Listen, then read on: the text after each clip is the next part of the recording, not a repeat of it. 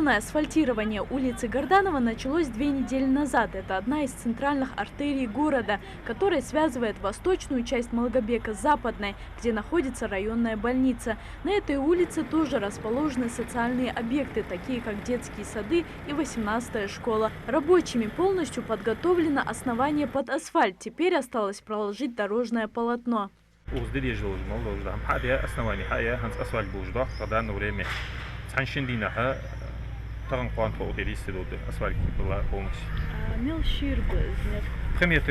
за 6 сантиметров толщиной самоубыц. За ремонтными работами жители улицы наблюдают с живым интересом, а некоторые даже стараются участвовать в процессе. Мурат Марзиев живет на этой улице уже 40 лет, и он, как никто другой, рад этим преображениям. Мужчина уверен, что новая дорога прослужит более 30 лет, а о старой дороге теперь уж остаются только воспоминания. Детям приходилось в сапогах ходить в школу, дороги были все в ухабах. Сейчас уже это качественная дорога, то приятно будет и ездить, и ходить.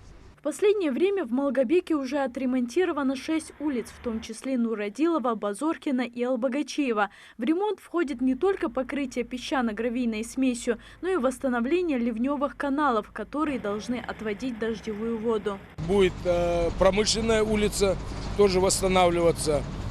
Если мы будем брать во внимание, значит, у нас тоже есть улица Назрановская, такая, перекресток Базоркина-Назрановская, где очень проблемный участок, все время вода стоит. Значит, в этой части мы решили тоже отремонтировать, сделать ливневку и проложить асфальт.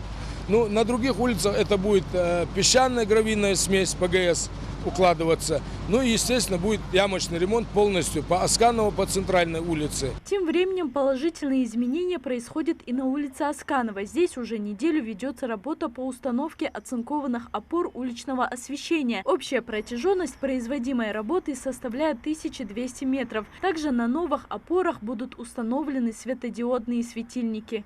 Прежде чем демонтировать эти опоры, уже старые, надо установить новые, чтобы освещение сразу было освещение. Поэтому мы начали с закладных деталей, мы уже установили закладные детали. Сейчас мы укладываем кабель. Вот здесь у нас,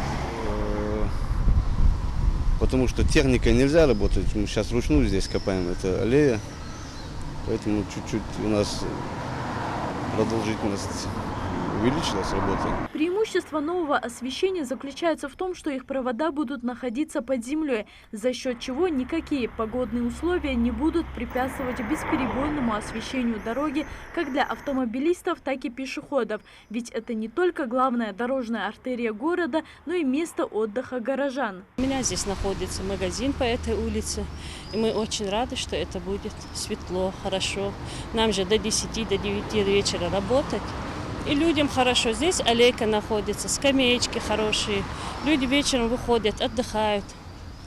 Ну, когда освещение хорошее, всем приятно. Работа по замене освещения здесь закончится уже на следующей неделе. Администрация, в свою очередь, призывает горожан вовремя оплачивать налоги за коммунальные услуги, ведь без поступления в бюджет подобные работы не могут производиться. Залина Могушкова, Сурхо Кусиев, Новости 24.